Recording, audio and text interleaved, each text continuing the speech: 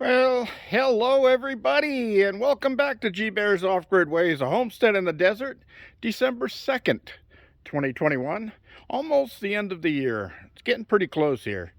Only, 23 days left till Christmas, and then another week after that, New Year's. Should all acquaint... No, okay, anyway. Yeah, beautiful day. Beautiful day. Few little clouds growing in the sky here. Of course, in my old days in survival, I learned to call those sheep herder clouds. And the sheep were being herded in ahead of the storm to get shelter. But there's no storms in the forecast, so who knows? Anyway, let's move on down. Move on down the road. Yeah. So we're heading over to the Garden of Eden because I promised I would. And I try to keep my promises. And I got something else to show you a little later in this video. Something that arrived in the mail.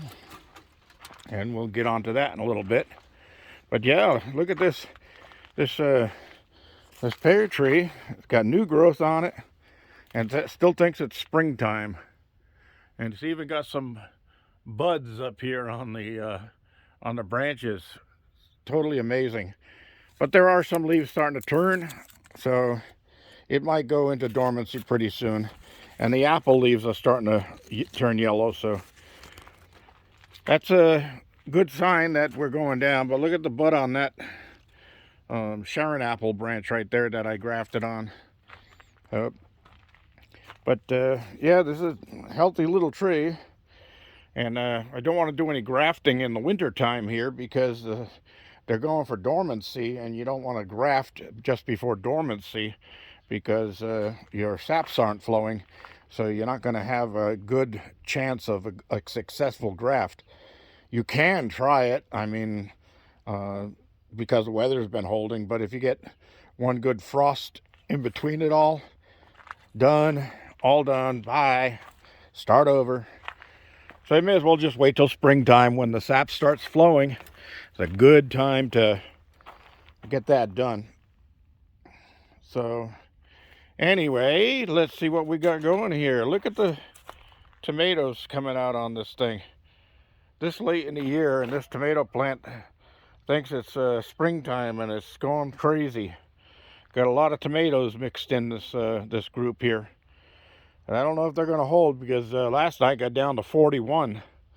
And the 40s are okay for some of these plants, but once it gets down into the 30s, mid to low 30s, the pepper plants and tomato plants take a big hit from that. And this pear tree has gone to its fall stage, and it's starting to drop all its leaves. So this one's getting ready. And when all the leaves are off of it, that's the time to prune. So I will be pruning this as soon as all the leaves fall. And I'll get some of these suckers off of here and see what we could do from there. So anyway, it's thinking this almost looks like it was grafted here with a V graft. But I wouldn't know because I got this from Chris and Aurora, and they just said that it did produce 1 year, and that was it. Never produced again. So I'm going to see what I can do about getting this thing to produce, because it's a well-established tree, and it's trying to grow up and out of my grow house here. So I'm going to have to prune it back anyway and train it into being a dwarf so that I can keep it inside of the cage here. Otherwise the critters will destroy it. So anyway, we got peppers galore here, and I'm going to take a couple of these off because I'm going to want them for supper. Come on.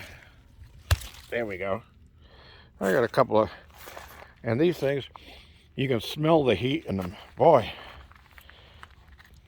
And there's my broccoli plants are kicking up a storm here. And these shade trees are really doing well. Of course, I'm going to come out a little later and do the watering in here. Just wanted to show you how everything was doing in this episode. So, looks like I need to get water in here too. My catnip is dying off. But I'll do that as soon as I shut off this video. Looks like the cherry tree's going into winter dormancy, and so would the fig tree. But these dried leaves on the citrus means that they need water. That one's still doing fine. I don't know why. But, I've got one doing really good and the other's all sucking water up like it's going out of style. But I'll get all these watered here in a second. I got some purslane growing over there in those 2 buckets. And I love that purslane on my salad. Just delicious. And that's about all we got going. Potatoes. Yeah, got some potatoes coming up. I got a fresh one coming up there that didn't have last time, and another fresh one coming up right there. So, time to get some water on here. Let's see what we got for moisture. Okay, so it's about knuckle deep and it's moist. So I'm still good on this for the potatoes.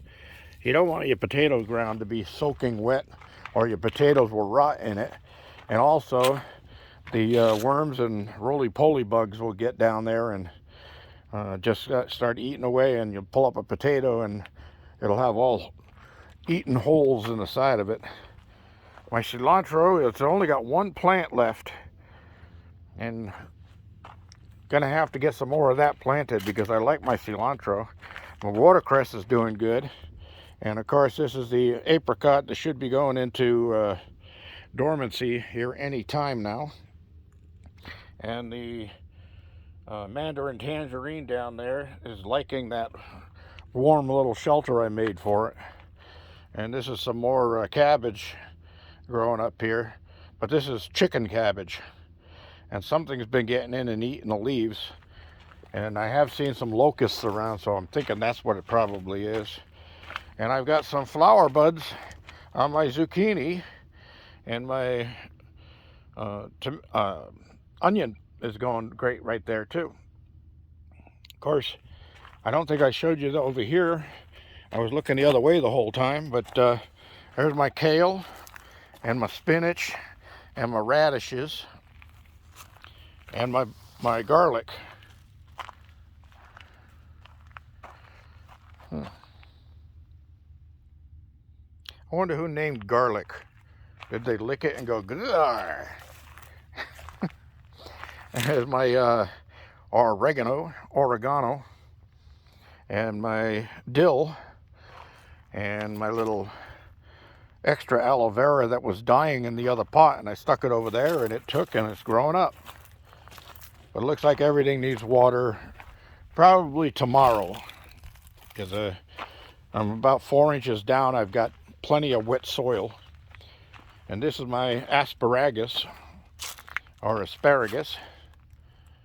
And it looks like it's going into its winter state. That stuff comes back every year though. And hopefully next year I'll get some adult stems on there where I can eat some of it. It's still young.